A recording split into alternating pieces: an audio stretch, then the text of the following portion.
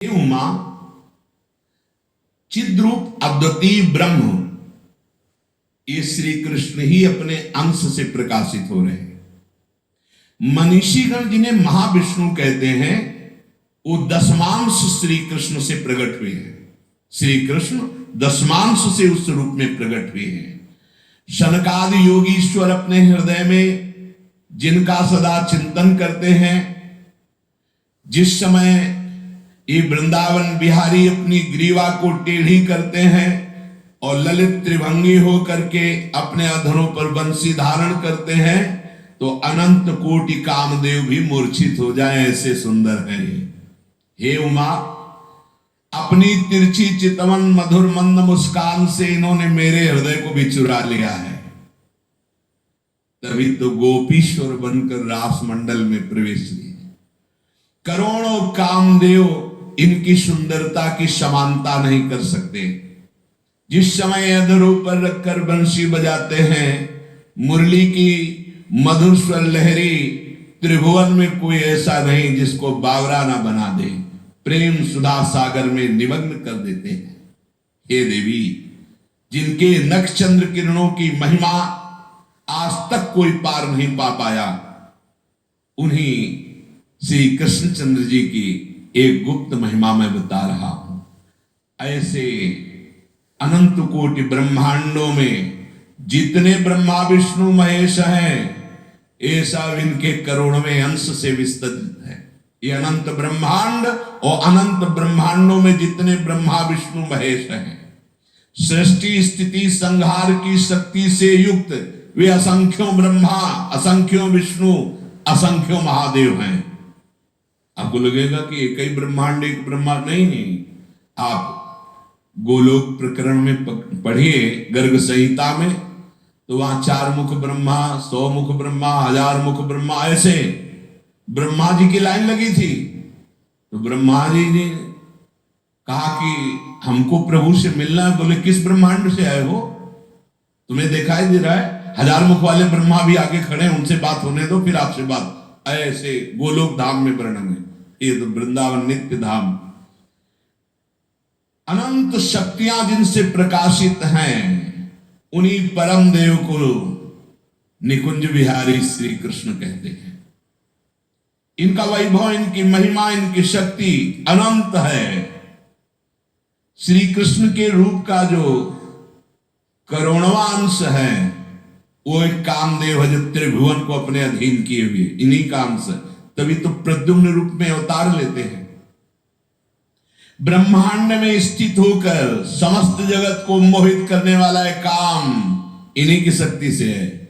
तभी कोई इनके शरणागत हुए बिना काम पर विजय प्राप्त नहीं कर सकता। इसलिए कहते हैं मामे वे प्रपद्यन्ते माया में ताम तरन्ति। ऐसे श्री कृष्ण के शास्त्रों करोड़वें अंश से चंद्रमा और सूर्य का आविर्भाव हुआ है। इन्हीं श्री कृष्ण के प्रकाश से प्रकाशित है सूर्य और चंद्र, और अनंत ब्रह्मांडों में अनेकों सूर्य और चंद्र हैं, जैसे अनेकों ब्रह्मा विष्णु महेश हैं। ये परमानंद रसामृत परिपूर्ण महाचैतन्य घन महान ज्योतिर्मय प्रभु निकुंज में ये गुप्त बात राधा की आराधना करते रहते हैं। ऐसे प्रभु अब यहां हमारी सार्वभौम दृष्टि का वर्णन करते हैं कि जैसे हमारे हृदय में ये आता है कि भगवान की जितनी शक्तियां हैं, ये कौन है? भगवान नारायण रूप धारण करते हैं, तो फिर लक्ष्मी जी कौन है? जब भगवान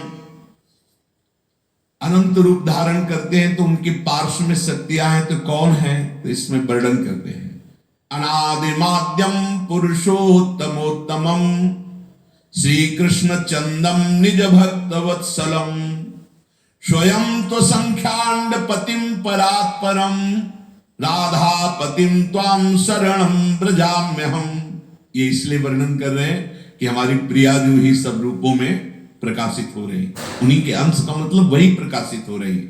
गोलोकनाथस्त्वमतीव लीलो लीलावतीयम निज लोक लीला वैकुंठनाथोऽसि यदा त्वमेवो लक्ष्मीस्तदेयं वृषभानुजाहि।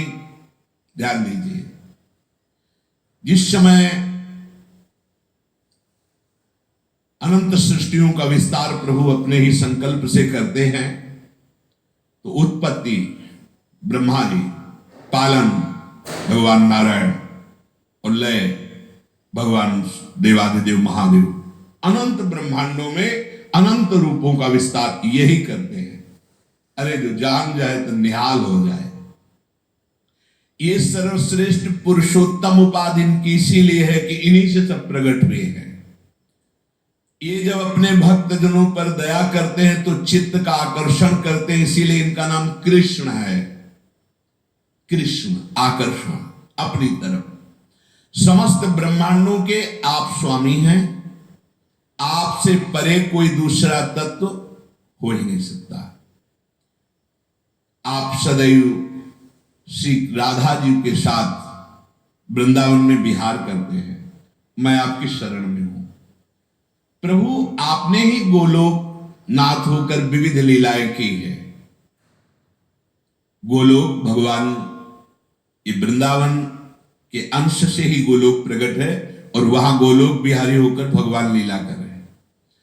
बड़ी सरस लीलाएं आपकी गोलोक की है। ऊपर श्लोक में वर्णन किया, राधा पतिं त्वां शरणं व्रजाम्यहम्, क्यों? ये वृंदावन। अब गोलोकनाथस्तु मतीवलीलो, आप ही अपने अंश से गोलोक में और वृंदावन के अंश से गोलोक धाम। जब वहां पढ़ेंगे गर्ग संहिता में तो गोलोक धाम से वृंदावन उतर रहा है, और जब यहां रस की बात पढ़ेंगे तो इसी के अंश से गोलोक प्रकाशित है। पहले वृक्ष की बीज, बीज की वृक्ष, इसका निर्णय नहीं हो सकता। ये भगवान की चिदानंदमयी लीला है।